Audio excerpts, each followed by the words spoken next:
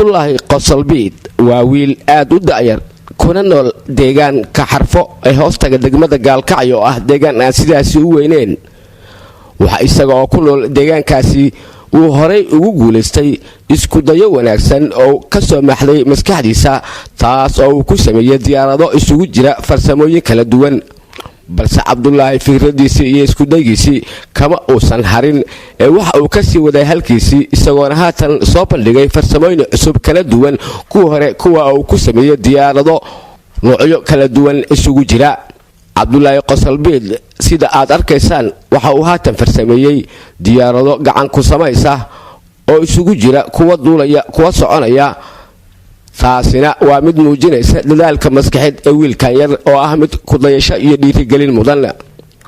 haddaba su'aasha isweydiinta mudani waxay tahay sidee ugu suurta gashay wiilkan yar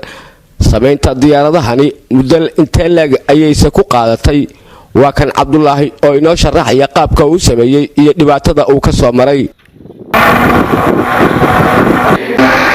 diyaaradii ugu horeysay aan ku guulaystay inaan keeno naqshadeeda iyo faraaryadeeda waxay ahayd diyaaradii ugu horeysay aan soo bandhigo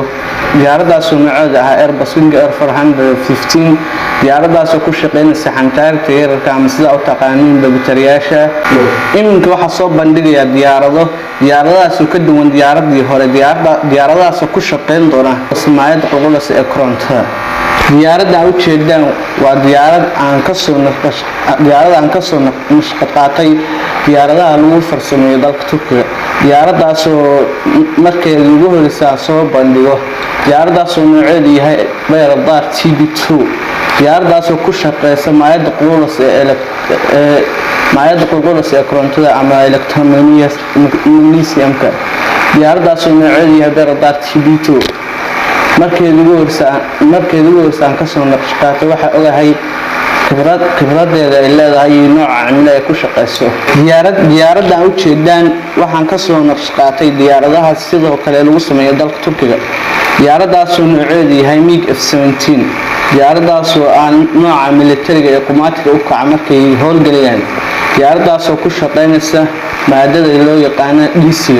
waxaan kaloo soo bandhigayaa aaladdan u jeedaan aaladaasoo magaceedu yahay resistance ama caabiye markii korontada dabka la geliyo oo loo isticmaalayo diyaaradaha qumaatiga u kacaya diyaaradaha sida Bayraktar oo kale diyaaradda nooceedu yahay Airbus Winger 415 loo isticmaalayo ayaa dabka laga xijiyaa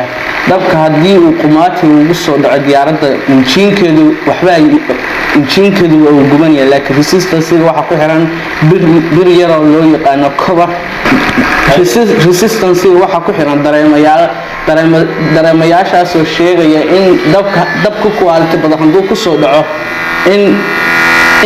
uu shidmayo leer ka mid ah leerarka aan ugu talagalay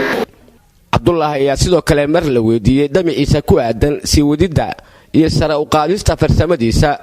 waxa uu ku jawaabay sidan iyagoo ku nool dunida oo idil waxay dalkeena Soomaaliya ka aaminsan yihiin inuu yahay dal ku jira dunida saddexaad oo dama laakiin waxaan insha Allah rajaynayaa in aan noqon doono ninkii ka saari lahaa mugdiga oo saari lahaa iftiinka laakiin caqabadii koowaad aan kala kulmo waxay noqotay qalab la'aanta wadanka ku baahsan taasoo ugu noqotay caqabadan dhaafi waayay laakiin halka bariga kuma sii qaban doono waxaan rajaynayaa inaan kicin doono satellite ama sida u taqaanay madax gacmeed